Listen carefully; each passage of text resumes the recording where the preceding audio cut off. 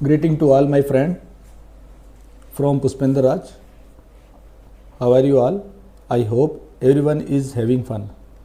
So guys, आज हम CBSE class 12th का फर्स्ट चैप्टर है वो पढ़ेंगे और सभी को इंग्लिश अच्छी तरीके से नहीं आती है, ये मुझे पता है और आप सभी को भी पता होगा कि कई बार क्या होता है, बच्चे लिख सकते हैं इंग्लिश को परंतु उसे ना तो अच्छी तरीके से समझ पाते हैं ना ही बोल पाते हैं। इसलिए मैंने ये जो वीडियो बनाई है वो उन वीक स्टूडेंट जो इंग्लिश को अच्छी तरीके से समझ नहीं पा रहे हैं या उनकी भाषा नहीं लिखते वक्त नहीं बनती है, उन सभी बच्चों के लिए आज जो वीडियो हमने जो बनाया है क्लास 12th के लिए फर्स्ट चैप्टर हमारा है और उस फर्स्ट चैप्टर के अंदर हम पूरी तरीके से, मेरी ये कोशिश रहेगी कि आपको पूर्णतः पूरी तरीके से समझ में आ जाए। मैं इंग्लिश में भी बोलूँगा और साथ में हिंदी में भी बोलूँगा ताकि आपको अच्छे से इस चैप्टर की जो प्रत्येक डेफिनेशन वगैरह है वो आपको अच्छी तरीके से समझ में आ जाए। तो सबसे पहले हम पर बात करते हैं फ्रेंड्स कि चैप्टर फर्स्ट है क्या चीज़। देखो, हमें ये बात मैं थोड़ा सा हिंदी में आपके समझाकर आपको आपके दिमाग में फीड करना चाह रहा हूँ कि फिजिक्स के अंदर बहुत सारी सब्जेक्ट्स पर अलग अलग साइंस बने हुए हैं। उनमें से एक साइंस है जिसे कहते हैं इलेक्ट्रिसिटी। इलेक्ट्रिसिटी रियल के अंदर वास्तविकता में होती क्या है, पहले मैं आपको ये बताना चाहूँगा कि इलेक्ट्रिसिटी आवेश के कारण उत्पन्न होती है। अब ये आवेश यानी जिसे अपन कहते हैं चार्ज, तो चार्ज है दो तरीके से अपन उससे इलेक्ट्रिसिटी के प्रभाव है, गुण है, उसके इफेक्ट्स है और उसके बिहेवियर को समझ पाते हैं। तो सबसे पहले अपन बात करते हैं कि एक चार्ज है वो स्टेशनरी है, एक ही जगह पर पड़ा हुआ है। उससे सर क्या होगा, उससे ये होगा कि जब कोई चार्ज एक ही स्थान पर पड़ा होता है तो वो अपने चारों तरफ electric field only and only वो इलेक्ट्रिक फील्ड को प्रोड्यूस करेगा। जब वही चार्ज गतिमान करने लग जाए या मोशन करने लग जाता है, एक स्थान से दूसरे स्थान पर अगर वो चलने लग जाता है तो फिर वो इलेक्ट्रिक फील्ड के साथ साथ में वो मैग्नेटिक फील्ड को भी प्रोड्यूस करता है और यही दोनों का डिफरेंशिएट है। और इन्हीं के आधार पर हम ये बात कह सकते हैं कि इलेक्ट्रोस्टैटिक्स और इलेक्ट्रोडायनामिक्स दोनों में डिफरेंस क्या है। इलेक्ट्रोस्टैटिक्स है वो चार्ज को एक ही स्थान पे पड़े होकर एक स्थान पे अगर कोई चार्ज रखा हुआ है और उसके चारों तरफ इलेक्ट्रिक फील्ड प्रोड्यूस हो रहा है तो अपन कह सकते हैं कि वो इलेक्ट्रोस्टैटिक्स कहलाती है। और उस चार्ज के पास अगर कोई दूसरी अनचार्ज्ड बॉडीज पास में लेके आते हैं और वो चार्ज होने पर अपना बिहेव और अपना नेचर रिप्रेजेंट करती है, बताती है और उसके अपन बिहेवियर को स्टडी करते हैं तो हम कह सकते हैं कि सर वो इलेक्ट्रोस्टैटिक्स सब्जेक्ट के अंदर आ चुकी है। हमारा जो चैप्टर जो पहला चैप्टर है आज वो इलेक्ट्रोस्टैटिक्स है। तो हम सबसे पहले इसके बारे में समझेंगे और उसको ध्यान से देखेंगे कि क्या है। देखो, पहले नाम से ही समझ में आ रहा है।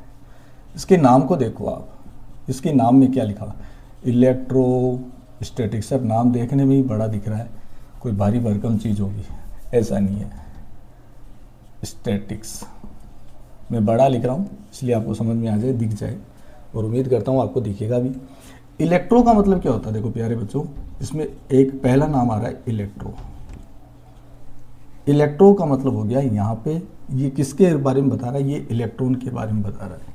और स्टैटिक्स यानी सर स्थिर होना, एक स्थान पे खड़े हो जाना, वेरी गुड। तो स्टैटिक्स का मतलब हो गया स्थिर होना या एक स्थान पे पड़े होना। तो ये जो कहना चाह रहा है वो ये कहना ये चाह रहा है कि इलेक्ट्रॉन, अब इलेक्ट्रॉन की बात करते हैं। सर इलेक्ट्रॉन एक चार्ज है, यस इलेक्ट्रॉन एक चार्ज है। इलेक्ट्रॉन, प्रोटॉन, न्यूट्रॉन ये तीनों चार्ज आते हैं, इसलिए अपन कह सकते हैं कि सर इलेक्ट्रॉन स्टैटिक्स, यहाँ पे इलेक्ट्रॉन स्टैटिक्स क्यों लिया है, इलेक्ट्रॉन चार्ज है इसलिए अपन इसको चार्ज के हिसाब से ही देखते हैं, इसको मान के लेकर चलते हैं कि इलेक्ट्रॉन एक चार्ज है और यहाँ पे चार्ज है वो स्थिर पड़ा हुआ है। तो अब आगे बात करते हैं इलेक्ट्रॉन स्टैटिक्स। अब इसका मतलब हुआ क्या, देखो सबसे पहले समझते हैं। इलेक्ट्रॉन क्या है? एक सर आवेश है, जिसे अपन कह सकते हैं सर चार्ज है, बिल्कुल। और चार्ज यहाँ पे क्या है सर? मैं इसको स्थिर है, स्टेशनरी है, स्टेशनरी है, या इसे कह सकता हूँ एट रेस्ट पोजीशन में है। क्लियर है? यहाँ तक कोई दिक्कत है कि चार्ज है वो स्टेशनरी है या फिर रेस्ट पोजीशन में है। कौन है चार्ज? Sir electron. ठीक है। अब सर इलेक्ट्रॉन ही क्यों है? ये भी तो अपने माइंड में बात आती है।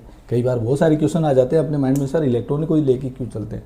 देखो होता क्या है, हम सभी ये बात जानते हैं कि किसी भी वस्तु के अंदर या कोई भी पदार्थ है उसके अंदर, कोई भी मैटर है उसके अंदर, हम ये सब शुरू से पढ़ते हुए हैं कि सर एक परमाणु होता है, परमाणु के अंदर एक एटम होता है, या एटम के अंदर न्यूक्लियस होता है, और न्यूक्लियस में सर प्रोटॉन और न्यूट्रॉन होते हैं, जबकि बाहर की तरफ कौन होता है? इलेक्ट्रॉन होता है।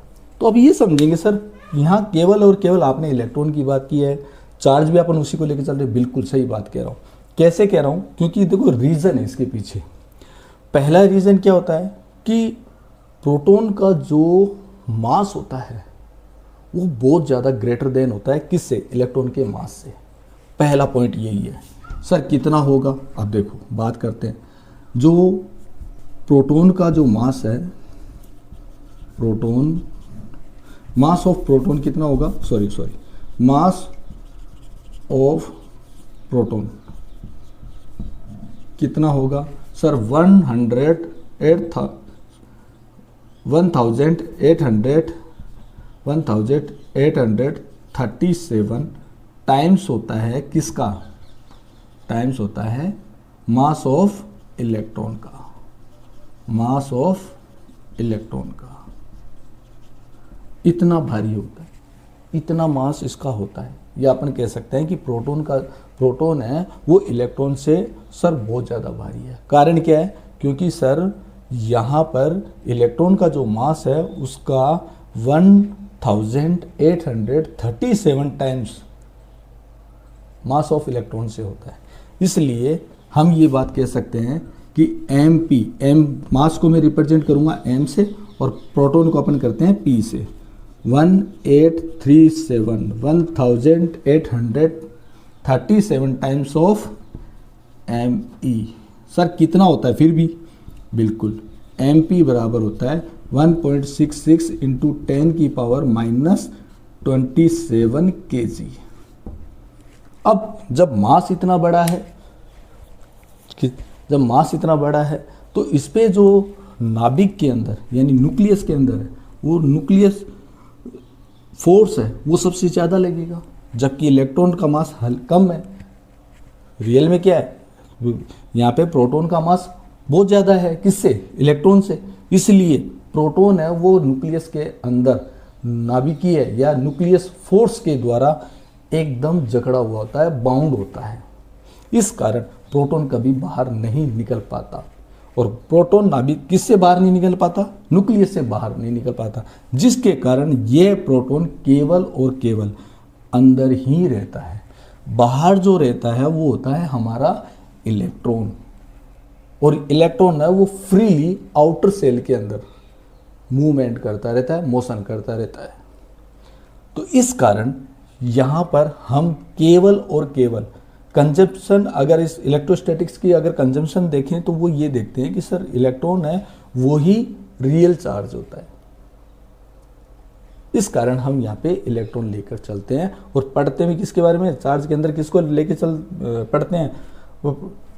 पढ़ते हैं हम इलेक्ट्रॉन के बारे में। क्लियर है? ध्यान से समझना इस बात को। अब आगे बात करते हैं। यहाँ तक समझ में आई बात? अब आगे चलते हैं, और नेक्स्ट जो अपना है, पहले इसकी लिखते हैं डेफिनेशन। इसकी डेफिनेशन क्या है, उसके बाद में आगे चलते हैं। तो हम अभी जो डेफिनेशन लिखेंगे वो लिखेंगे इलेक्ट्रोस्टैटिक्स की। तो इलेक्ट्रोस्टैटिक्स सभी बच्चों को दिख रहा होगा। Electrostatics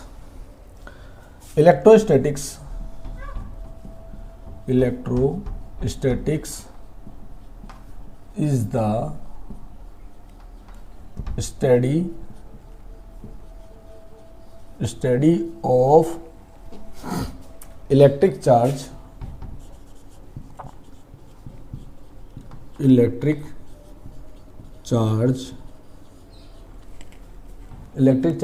at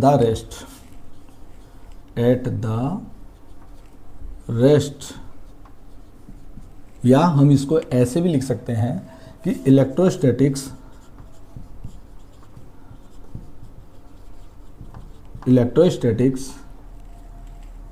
is the study of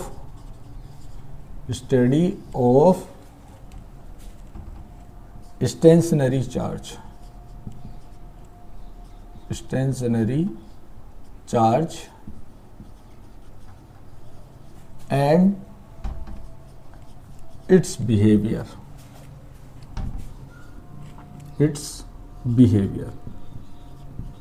तो यहाँ पर हम दोनों चीज लेके चल रहे हैं कि सर दोनों डेफिनेशन में बात एक ही कही गई है, electrostatics is the study of electric charge, स्थिर विद्युत की, जिसके अंदर हम स्थिर आवेश, रेस्ट का मतलब हो गया स्थिर होना, एक ही जगह पर विराम अवस्था में रहना। तो विराम अवस्था में किसी आवेश के बारे में जो अध्ययन किया जाता है उसे हम बोलते हैं इलेक्ट्रोस्टैटिक्स। दोबारा इस डेफिनेशन को अगर तरीके से समझते हैं कि रेस्ट, यहाँ पे रेस्ट लिखा हुआ है तो रेस्ट का मतलब क्या होता है, विराम अवस्था। किसकी विराम अवस्था? सर इलेक्ट्रिक चार्ज की विराम अवस्था, यानी विद्युत आवेश की विराम अवस्था। इस विराम अवस्था में, विद्युत आवेश की विराम अवस्था में जो अध्ययन करते हैं, उसके बारे में जो अध्ययन किया जाता है उसे हम क्या बोलते हैं, इलेक्ट्रोस्टैटिक्स बोलते हैं।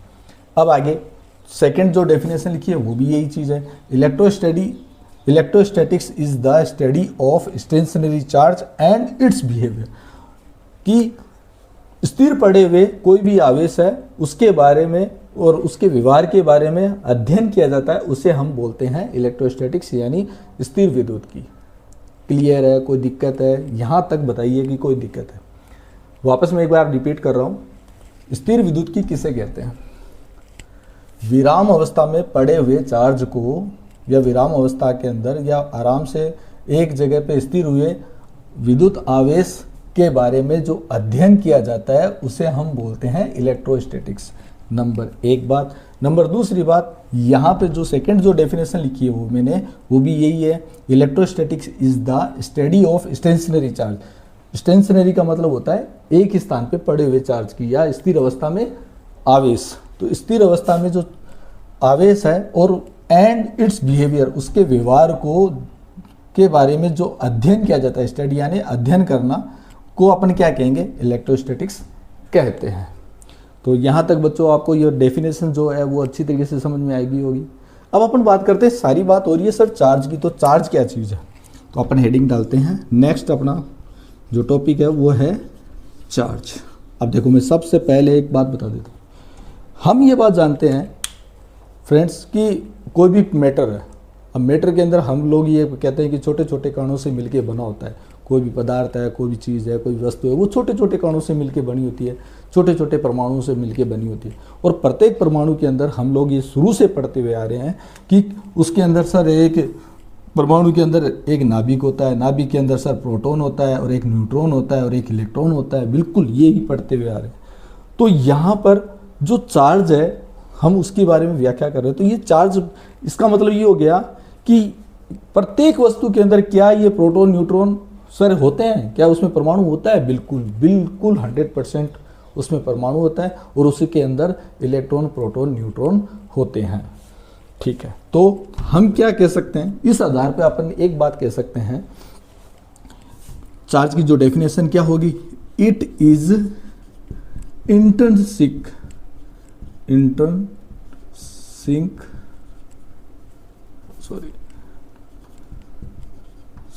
property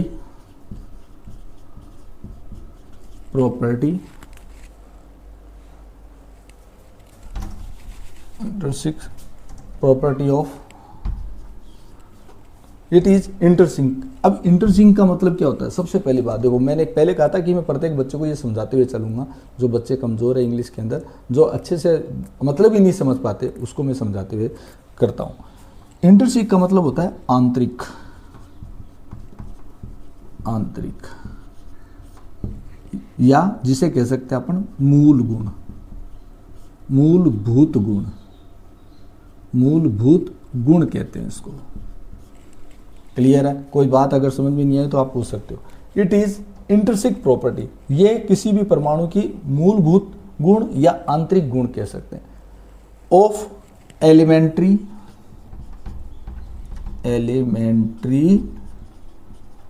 particles. पार्टिकल्स यानी कण होता है, ये सभी को पता है। पार्टिकल्स ऑफ किसका पार्टिकल है? ऑफ मैटर, पदार्थ का। मैटर यानी आपको सभी पता है, मैटर यानी क्या होता है? पदार्थ होता है। कोई भी वस्तु होगी उसका उसके अंदर जितने भी सारे कण हैं वो क्या बनाते हैं? उसको मैटर बनाते हैं। तो मैटर किसी भी पार्टिकल जो है, मैटर का जो पार्टिकल होता है उसके आंतरिक जो गुण है, उसका मूलभूत गुण होता है, वो कहलाता है हमारा चार्ज। अब आगे देखते हैं क्या होगा इससे। विच गिव्स, आगे लिखो, which give rise of electric force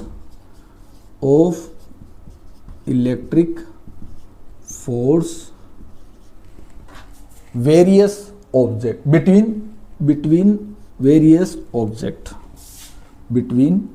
various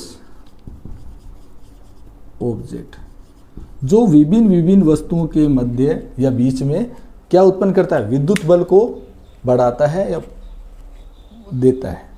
उसको जो अलग अलग वस्तुएं होगी उनके बीच में क्या करेगा ये चार्ज? वो इलेक्ट्रिक फोर्स बढ़ाता है और उसको देता है। विच गिव्स राइज, जो बढ़ाकर देता है, किसको बढ़ा देता है? इलेक्ट्रिक फोर्स को। किसके बीच में? वेरियस ऑब्जेक्ट, अलग अलग वस्तुओं के अंदर। यहाँ तक समझ में आई? It is a intrinsic property of elementary particle, ये किसी भी ऑफ ए मैटर, किसी भी पदार्थ के कण के अंदर ये जो आंतरिक या मूलभूत गुण होता है वो कहलाता है हमारा चार्ज। क्या करेगा? Which gives rise of electric force, ये क्या करेगा? इलेक्ट्रिक फोर्स को बढ़ा देता है। किनके बीच में? बिटवीन वेरियस ऑब्जेक्ट, अलग अलग वस्तुओं के बीच में फिर ये क्या करेगा? इलेक्ट्रिक फोर्स को बढ़ा देगा, विद्युत बल को बढ़ा देता है। ठीक है, यहाँ तक कोई दिक्कत है? बताओ। आपको हिंदी में भी समझा रहा हूँ और इंग्लिश में भी बता रहा हूँ, समझ में आए? इसको आप स्क्रीनशॉट ले सकते हैं।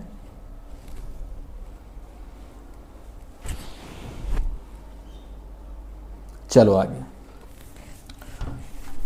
अब अपन बात करते हैं, सर चार्ज हो गया, आगे बताइए सर। बिल्कुल, तो आगे चलते हैं फ्रेंड। हमारा अगला टाइप्स ऑफ चार्ज। सभी को पता है सर, ये सब बहुत पहले पढ़ रखा है सर, आप बता रहे हो, हमने बहुत पहले पिछली कक्षा में पढ़ चुके हैं हम लोग। बिल्कुल सही बात है। Types of charge. चार्ज दो प्रकार के होते हैं, यहाँ पे यही लिखा है types of charge.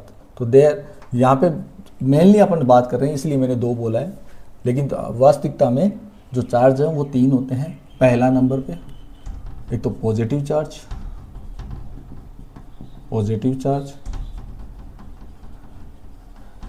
Second number पर नेगेटिव चार्ज।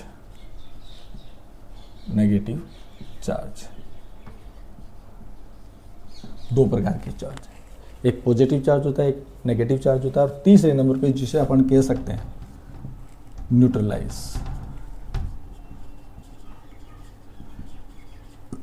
चार्ज। तीसरे नंबर पे न्यूट्रलाइज चार्ज या न्यूट्रॉन, जिसको अब अलग अलग देखते हैं। सर ये पॉजिटिव चार्ज कौन सा होगा? बिल्कुल प्रोटॉन। ये सभी चीज़ें आती हैं, बच्चों को कोई कहने की जरूरत नहीं है। प्रोटॉन है सर, वो पॉजिटिव चार्ज होता है, इसे हम प्लस के द्वारा रिप्रेजेंट करते हैं। नेगेटिव चार्ज है सर, ये हमारा इलेक्ट्रॉन होता है सर, इसको भी पता है हमें, ये भी हमें पता है सर, नेगेटिव है, ये नेगेटिव होता है। न्यूट्रलाइज अब यही आता है। अनचार्ज्ड बॉडी जिसे अपन कह सकते हैं, जो अनचार्ज हो, या हम कह सकते हैं जिसका नेट चार्ज है वो जीरो होता हो। अब सर नेट चार्ज जीरो हो सर, ये समझ में नहीं आ रहा, तो थोड़ा सा इसके बारे में आगे पढ़ेंगे, आगे चलते हैं।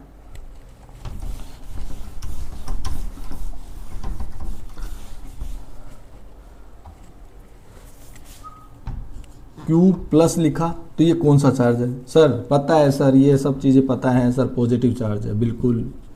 और अगर अपन माइनस Q लिखते हैं तो इसको अपन क्या बोलते हैं सर? सर ये भी पता है सर, नेगेटिव चार्ज है। सर नया बताइए कुछ। बिल्कुल, तो ये दो चार्ज के बारे में तो हमें पता है, ठीक है सर, ये भी पता होगा सर, ये भी हमें पता है सर, इसको प्रोटॉन कहते हैं। बिल्कुल, ये बात भी सत्य है आपकी, इसको प्रोटॉन कहते हैं। सर नेगेटिव चार्ज है सर, हमें पता है सर, इसको हम इलेक्ट्रॉन बोलते हैं।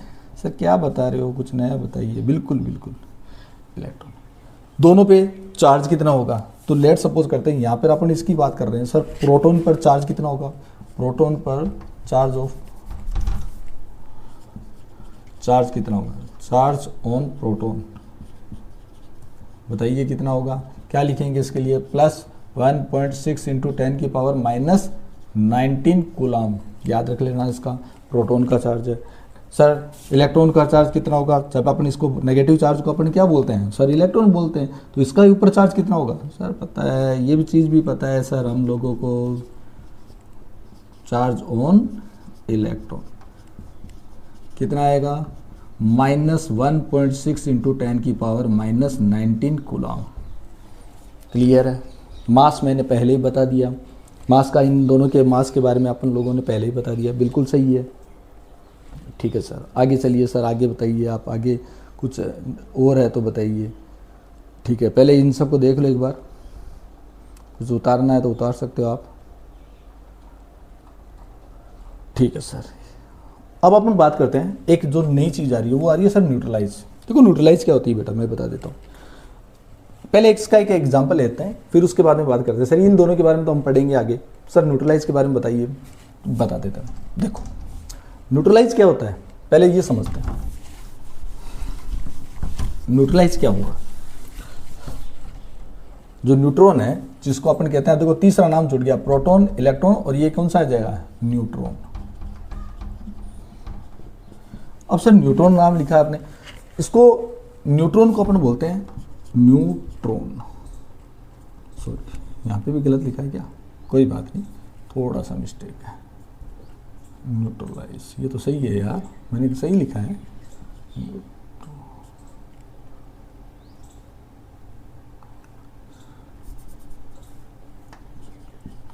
सॉरी, थोड़ी सी मिस्टेक हो गई लिखने के अंदर। ठीक है, अब है न्यूट्रलाइज। अब अपन बात करते हैं न्यूट्रलाइज की।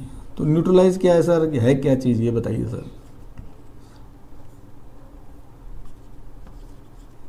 न्यूट्रलाइज चार्ज क्या चीज़ है, इसके बारे में समझते हैं। लेट सपोज मैं एक सिस्टम ले रहा हूँ, जैसे अपन ने कोई कह रहे हैं कि सर एक वस्तु ले ली मैंने, और इस पर मैं ये कह सकता हूँ कि सर यहाँ पर पॉजिटिव चार्ज है, जैसे मैंने लिखा सर एक Q है, प्लस का है, एक 4Q है, ठीक है सर, एक 7Q है, ठीक है। अब मैं यहाँ पे क्या कर रहा हूँ सर, मैंने माइनस के एक 3Q ले लिए, माइनस के 4Q ले लिए, ठीक है सर, और मैं माइनस का एक और 4Q ले रहा हूँ और एक Q ले रहा हूँ। अब बताइए सर, ये जो बॉडी है, ये जो सिस्टम है, वो कौन सा चार्ज, इस पर कौन सा चार्ज आएगा? तो हम सबसे पहले इसका क्या करेंगे, एक इसका ही चार्ज की प्रॉपर्टी है एडिटिव चार्ज। तो एडिटिव चार्ज के अंदर हमें ये पता लग सकता है कि ये जो सिस्टम है वो उस पर चार्ज कौन सा आएगा। तो सबसे पहले अपन इसकी बात करते हैं, इसमें टोटल चार्ज निकालते हैं। तो टोटल चार्ज कितना होगा, देखो प्लस के पहले सारे देख लो कि प्लस को कितने हैं। एक तो प्लस Q है, एक प्लस 4Q है, एक प्लस वाला 7Q है, बाकी सारे माइनस के हैं। माइनस 3Q है सर, इसमें 4Q है, फिर एक और 4Q है, और एक और माइनस का Q है। अब टोटल करें तो कितना आ जाएगा, देखो Q से ये Q कैंसिल हो गया, 7Q प्लस के हैं तो यहाँ पे -3 और ये कैंसिल हो गया, एक प्लस 4Q का एक ये कैंसिल हो गया। Q का मान टोटल कितना आया, 0। तो टोटल जो चार्ज जिसका 0 आ जाता है, किसी वस्तु का टोटल चार्ज 0 आ जाता है, तो वो कहलाती है, वो वस्तु, वो ऑब्जेक्ट हमारा कौन सा कहलाएगा, न्यूट्रलाइज चार्ज। और इसीलिए इसका एक नाम हिंदी के अंदर जो अगर मैं बात करूँ, अगर कोई हिंदी के स्टूडेंट भी बैठे हुए हैं अगर वो समझना चाहे तो अनावेशित वस्तु जो से कहते हैं वो यही कहलाती है, क्योंकि उसका टोटल जो चार्ज है, टोटल जो आवेश है उसका मान कितना आता है, 0 आता है। ऐसा नहीं है इसमें चार्ज नहीं हो, ये मत सोच लेना कि न्यूट्रलाइज चार्ज का मतलब सर होता है कि उसमें चार्ज ही नहीं हो, ऐसा नहीं है। उसमें चार्ज होते हैं, परंतु उसमें चार्ज की जो पॉजिटिव चार्ज और नेगेटिव चार्ज की जो इक्वल चार्ज होते हैं, दोनों की जो अमाउंट होती है, उनकी जो नंबर होते हैं, वो टोटल जो नंबर होंगे वो दोनों आपस में एक दूसरे को कैंसिल करके उसका जो टोटल चार्ज टोटल चार्ज अगर 0 आ जाता है तो उसे अपन बोलते हैं न्यूट्रलाइज चार्ज कहते हैं उसको। क्लियर है यहाँ तक? कोई दिक्कत? अच्छे से समझ लेना, कोई क्वेश्चन पूछना हो पुट कर सकते हो आप। तो न्यूट्रलाइज चार्ज का मतलब ये होता है कि उसका टोटल जो चार्ज होगा वो क्या होगा, 0 है। फॉर एक एग्जांपल और ले लेते हैं, आपको और समझ में आ जाएगा। जैसे मैंने एक वस्तु ले ली एक और यहाँ पे मैं लिख रहा हूँ +q +4q और -7q लिख दिया। अब बताइए सर इस पे कौन सा चार्ज आएगा? एक मैंने +q लिखा है, एक फिर वापस मैंने +q लिखा है और एक लिखा है मैंने -7q। सर इस पे चार्ज कौन सा आएगा? किस तरीके से परिभाषित? तो टोटल करेंगे, टोटल Q2 वही करेंगे अपन। कितना आया? +q +4q और -7q। कितना आ जाएगा? माइनस का ये दोनों 5q हो गए, प्लस के 5q और ये -7q। यहाँ पे आ जाएगा -2q। तो टोटल चार्ज आप किस में आ रहा है? नेगेटिव में आ रहा है, इसलिए ये पूरी बॉडी है वो नेगेटिव चार्ज वाली हो जाएगी। क्लियर है? इसी प्रकार अगर अपन एक और ले लेते हैं, एक और बॉडी ले लेते हैं, फिर उसके बाद में अपन आगे चलेंगे कि एक +q है, एक ये भी प्लस का है, यहाँ पे भी मैं ले रहा हूँ, एक मैंने 5q ले लिया, एक मैंने 6q ले लिया और फिर मैं यहाँ पे सीधा ही लिख रहा हूँ -7q ले लिया और 3q ले लिया। अब बताइए सर क्या आ जाएगा? बिल्कुल कैसे निकालेंगे? वही एडिटिव ऑफ चार्ज, जो चार्ज की प्रॉपर्टी है उसी का उपयोग करते हुए हम इसको सोल्व करेंगे। QT बराबर टोटल जितने भी चार्ज हैं उन सबको प्लस कर दो। तो यहाँ पे प्लस के कौन कौन से हैं? प्लस के हैं सर Q आ गया, 5Q आ गया और 6Q आ गया। और माइनस के कौन कौन से हैं? सर 7Q आ रहा है और 3Q आ रहा है। ये सारे माइनस के आ रहे हैं। टोटल करेंगे 5 और 1 6, 6 और 6 12, ये 12Q आ गया प्लस का। और इधर कितने आ रहे हैं सर? -10Q आ रहे हैं, 10Q आ गया। तो ये कौन सा आ जाएगा? +2Q बच गया है इसमें प्लस के। तो ये कौन सा चार्ज, इस पर कौन सा चार्ज आ जाएगा? वो आ जाएगा हमारा पॉजिटिव। तो अपन इस बात को कह सकते हैं कि ये जो सिस्टम है वो पॉजिटिवली चार्ज है और ये वाला जो सिस्टम था वो नेगेटिवली चार्ज है। क्लियर है? यहाँ पे न्यूट्रलाइज नहीं है। लेकिन ये वाला जो सिस्टम था ये फर्स्ट सिस्टम कह सकता हूँ मैं इसको, फर्स्ट सिस्टम अपने इसको कह सकते हैं। तो इस पर अपना कौन सा आ रहा है? Negative charge. सेकेंड वाले केस में अपन ने जो सिस्टम लिया उसके अंदर सर देखा हमने QT का मान निकाला, टोटल इनके चार्ज को ऐड किया और हमारे +2Q आ रहा है। तो +2Q आ रहा है, इसका मतलब ये पॉजिटिवली चार्ज बॉडी है। ये वाली जो बॉडी है वो सर क्या है? इसमें भी अपन ने QT निकाला, यानी टोटल चार्ज की वैल्यू निकाली। तो वो किसके माध्यम से निकाली? वही एडिटिव ऑफ चार्ज का उपयोग करते हुए अपन ने इसका मान निकाला। टोटल आया सर 0, तो इसलिए अपन इसको कह सकते हैं सर ये न्यूट्रलाइज है, न्यूट्रलाइज चार्ज है। क्लियर है? यहाँ तक कोई बात समझ में नहीं आई हो तो आप पूछ सकते हैं। अब अपन बात करते हैं चार्ज की। इन दोनों चार्ज के बारे में व्याख्या करेंगे, थोड़ी सी पढ़ेंगे। तो पहले न्यूट्रलाइज वाला समझ में आया। नई चीज़ जो थी वो ये थी न्यूट्रलाइज वाली। किसी को समझ में नहीं आ रहा था, पहले क्या सोचते थे सर इनमें चार्ज ही नहीं होता। ऐसा नहीं है, इनमें चार्ज होता है, परंतु दोनों चार्जों की यानी जो पॉजिटिव चार्ज है और नेगेटिव चार्ज की इक्वल नंबर होते हैं, इक्वल अमाउंट के चार्ज होते हैं। इस कारण इस पर जो कि टोटल चार्ज का मान जो वैल्यू आती है वो 0 आती है। तो नेक्स्ट है, अब अपन बात करते हैं हमने क्या क्या पढ़ा। इलेक्ट्रोस्टैटिक्स की डेफिनेशन पढ़ी, फिर चार्ज की डेफिनेशन पढ़ी, फिर चार्ज के बाद में टाइप्स ऑफ चार्ज पढ़ लिए। अब अपना आता है यूनिट्स ऑफ चार्ज। मेन चीज़ ये है unit of charge. Clear? 11th class में अपन ने पढ़ा था SI यूनिट, CGS यूनिट, है ना? पढ़ा है सभी? बिल्कुल। तो सबसे पहले यूनिट ऑफ चार्ज निकालने के लिए सबसे पहले करेंगे क्या? देखो टेंथ क्लास में भी शायद इलेक्ट्रिक करंट का एक फॉर्मूला आया था कि सर आई बराबर होता है क्यू अपॉन टी। क्लियर है, सभी ने पढ़ा, ये सभी को बच्चों को ध्यान है कि करंट का, इलेक्ट्रिक करंट का फॉर्मूला क्या है सर, आई बराबर क्यू अपॉन टी। क्लियर है, तो क्यू की वैल्यू क्या आ जाएगी, क्यू की वैल्यू आ जाएगी आई और टी। क्लियर है दोस्तों, यहाँ तक कोई दिक्कत नहीं है सर। अब बात करते हैं आई। 11th क्लास के अंदर इलेक्ट्रिक करंट का जो यूनिट दी गई थी वो किस में दी गई थी, एम्पियर में। इसको किस तरीके से बोलते थे सर, एम्पियर बोलते थे, और टी को सेकंड्स के अंदर। क्लियर है सभी को, ठीक है सर। अब यही इन दोनों के प्रोडक्ट को या इन दोनों के मल्टीप्लिकेशन को इन्होंने एक नाम दिया जिसे कहते हैं कूलाम। कूलाम, जिसे अपन कूलाम को किससे रिप्रेजेंट करते हैं, कूलाम को हम लोग रिप्रेजेंट करते हैं किससे, किस सिंबल के द्वारा व्यक्त करते हैं सर, सी के द्वारा व्यक्त करते हैं, कैपिटल सी के द्वारा। कैपिटल सी के द्वारा कूलाम को हम लोग लिखते हैं। अब आगे बात करते हैं, तो एसआई यूनिट ऑफ चार्ज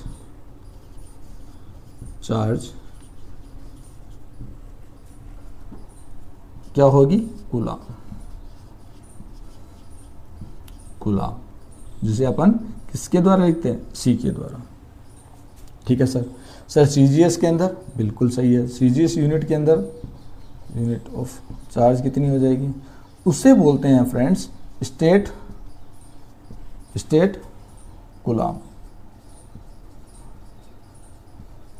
बोला जाता है। जिस वैज्ञानिक ने, जैसे इसका जो वैज्ञानिक था जो इस चार्ज के बारे में जिसने अध्ययन करके हमें बताया, उसका नाम था बेंजामिन फ्रैंकलिन। तो इसकी एक नाम और आता है फ्रैंकलिन।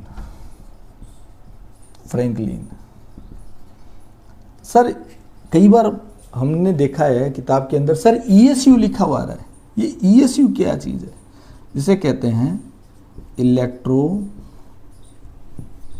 Electrostatic unit. इसके सभी के मान बताऊंगा। एक नाम और आ रहा है हमारे इसके अंदर EMU, इसका भी बारे में बताएंगे। अभी सारा का सारा क्लियर करता हूँ आपके सामने।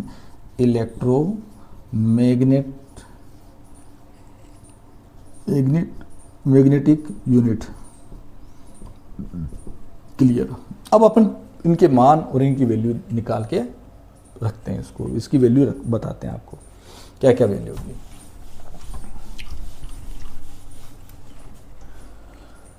सबसे पहले 1 कूलाम बराबर होता है 3 × 10⁹ स्टेट कूलाम के बराबर। याद रख लेना इस बात को, बहुत बार बार में आता है ये।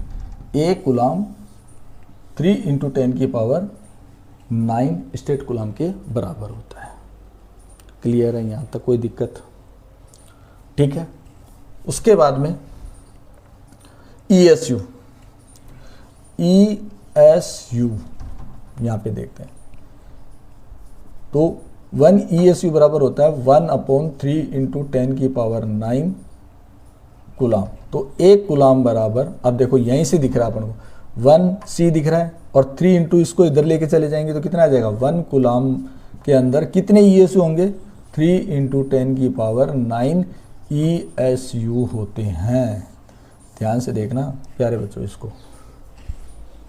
ठीक है, यहाँ तक। अब अपन एक बात कह सकते हैं इसके अंदर, वो क्या कह सकते हैं, इसको आप चाहे तो उतार सकते हो, स्क्रीनशॉट ले सकते हो आप इसका।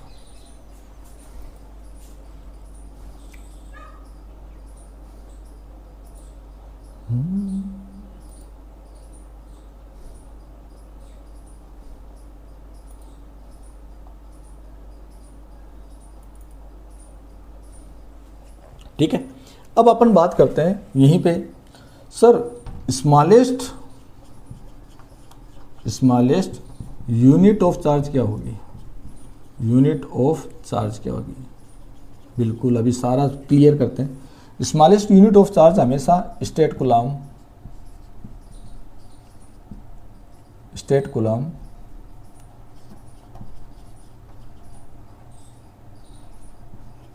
और फ्रैंकलिन, ये दो नाम हैं।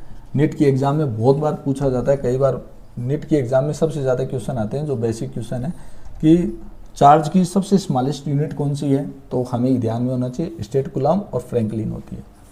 Sir highest unit of charge क्या होगी या लार्जेस्ट यूनिट ऑफ चार्ज क्या होगी, तो यहाँ पे अपन बात करते हैं लार्जेस्ट यूनिट ऑफ चार्ज।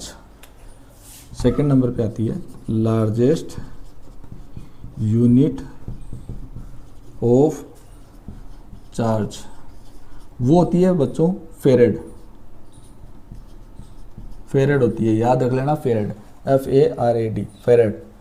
ठीक है, इसको अपन कैसे लिखेंगे, 1 फेरेड बराबर, अब इसमें 1 फेरेड में सर कितने कूलाम होंगे, क्योंकि हाईएस्ट लार्जेस्ट यूनिट है या हाईएस्ट यूनिट है, तो उसमें कितने होंगे सर 965,000 कूलाम। याद रख लेना, एक फेरेड में 965,000 कूलाम होते हैं। इसको आप एक बार उतार लीजिए या स्क्रीनशॉट ले लीजिए इसका, उसके बाद में आगे चलते हैं।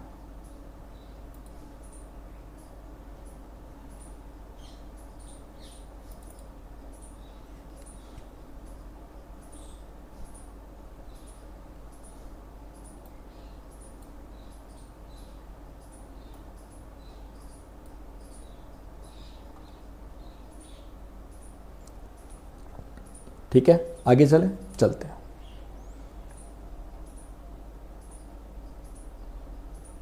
अब आती है EMU। देखो यहाँ पे अपने पास में बच गया EMU, तो मैं इसको रफ कर देता हूँ। आपको यहाँ से लेके यहाँ तक तो दिखाई दे रहा है आराम से, कोई बच्चा इसको नहीं दिखाई दे रहा हो तो देख ले, एक बार और देख लेना। 1 EMU बराबर, एक EMU के अंदर 10 कूलाम होते हैं। एक EMU के अंदर 10 कूलाम होते हैं, या अपन इसको लिख सकते हैं 1 कूलाम बराबर 1/10 EMU। अब देखो 1 EMU अपन 10 को इधर भेज देंगे तो कितना आ जाएगा, 1 EMU बराबर 10 कूलाम, इसीलिए ये यहाँ पे लिखा मैंने।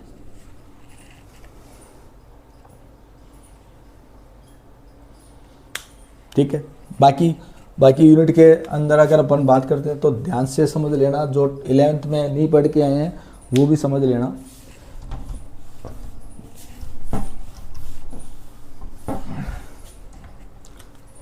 बाकी इसकी यूनिट कौन कौन सी आती है, कई बार बहुत सारे चार्ज है वो इस तरीके से आते हैं, मिली, अब मिली कूलाम लिखेगा तो मिली कूलाम को अपन लिखता है, वो अगर देता है तो अपन को सभी को पता नहीं 10 की पावर -3 होती है। माइक्रो सबसे ज़्यादा यूज होने वाला होता है माइक्रो, तो माइक्रो कूलाम।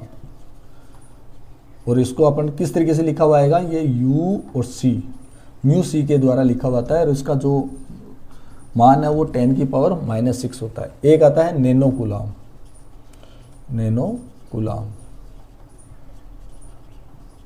इसको अपन NC लिखा हुआ आएगा, इसको लिखते हैं 10 की पावर -9। एक आता है पिको, कई बार बहुत बार आ जाता है पिको कूलाम। अब पिको कूलाम को अपन किस तरीके से लिखेंगे, पिको कूलाम को लिखते हैं बेटा PC के द्वारा आएगा स्मॉल, और उसको अगर लिखेंगे तो 10 की पावर -12। इस तरीके से इसकी ये यूनिट्स है। हमने क्या क्या पढ़ा, आज वापस रिपीट कर लेते हैं एक बार। सबसे पहले इलेक्ट्रोस्टैटिक्स की डेफिनेशन पढ़ी, फिर चार्ज की डेफिनेशन पढ़ी, उसके बाद में टाइप्स ऑफ चार्ज पढ़े, चार्ज के बाद में हमने इसकी यूनिट्स पढ़ ली। हाईएस्ट यूनिट है, लार्जेस्ट यूनिट है वो होती है फेरेड, जिसके अंदर कितने कूलाम होंगे 96500 कूलाम होते हैं। स्मॉलेस्ट जो यूनिट है वो होती है स्टेट कूलाम, और स्टेट कूलाम के अंदर स्टेट कूलाम होती है, और दूसरा फ्रैंकलिन के नाम से आपके सामने ऑप्शन आएगा, तो याद रख लेना, चाहे स्टेट कूलाम हो चाहे फ्रैंकलिन हो, दोनों ही सही होंगे। एक स्टेट कूलाम के अंदर, एक कूलाम में कितने स्टेट कूलाम होंगे, तो एक कूलाम के अंदर 3 × 10 की पावर 9 स्टेट कूलाम होते हैं, यही बात याद रख लेना बिल्कुल। एक ESU के अंदर कितने होंगे, कितने कूलाम होंगे, एक ESU, वापस बोल रहा हूँ, एक ESU के अंदर कितने कूलाम होंगे, तो आपको ये याद रखना है 3 × 10⁹ C।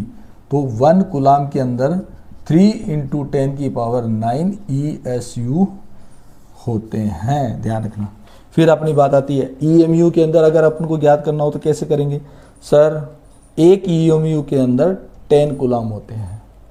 तो अगर मैं बोल दूं फॉर एग्जांपल, मैं आपसे पूछ लूं कि एक कूलाम के 5 कूलाम के अंदर कितने ESU होंगे, तो आपको क्या करना है 5 × 3 × 10⁹ ESU करोगे तो 5 कूलाम के अंदर आपको पता लग जाएगा 15 × 10⁹ ESU होते हैं।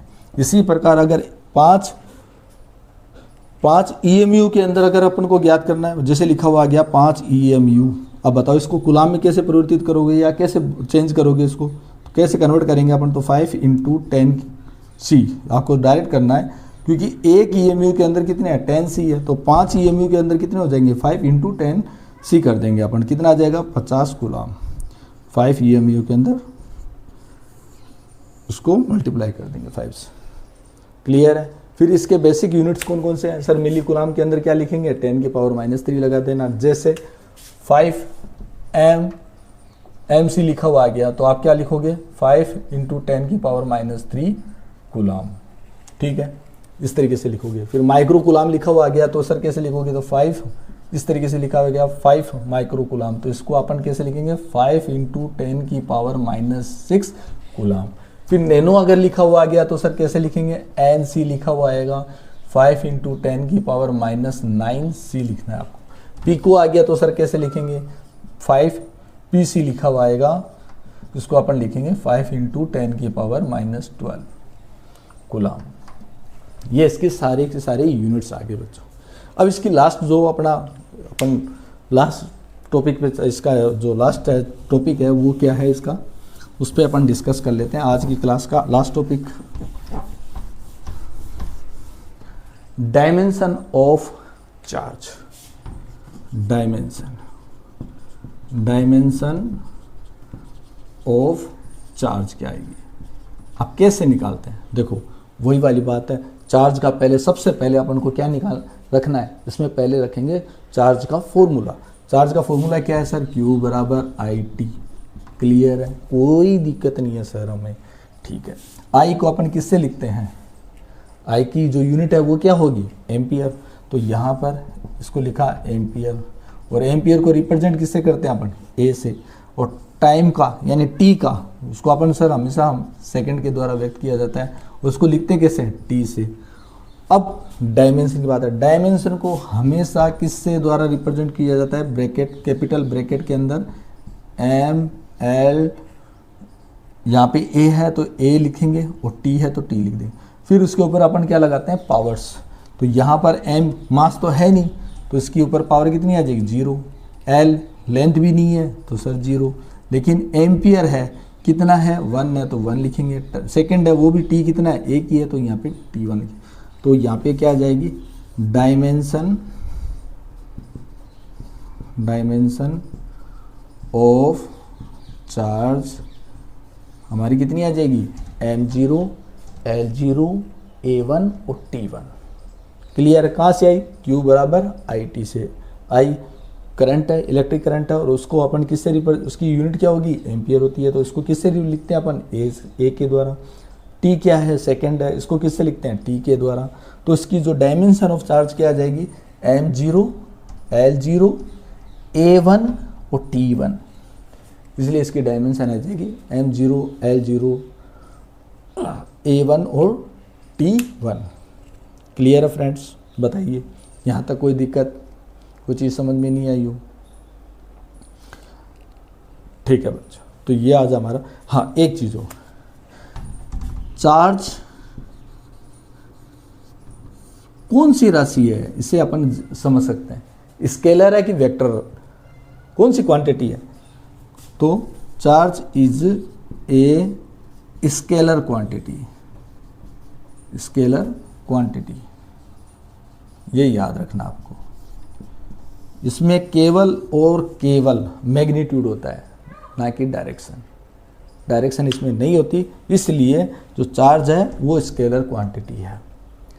तो प्यारे बच्चों, राज एजुकेशन कोचिंग क्लासेस मेरा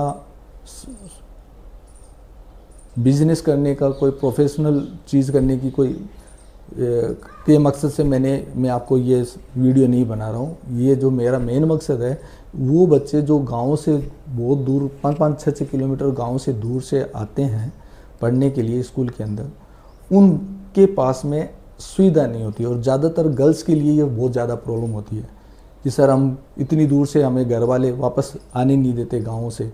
तो मैं उनके लिए वीडियो बना रहा हूँ और उन तक, ताकि उनको ये पढ़ाई करने में मदद मिल सके, उनको समझने में मदद मिल सके। तो आप सभी से मेरा निवेदन है कि इन वीडियो को आप मुझे उत्साहित करने के लिए, मुझे आगे बढ़ाने के लिए आप लोगों लाइक करें और सब्सक्राइब करें। Thank you.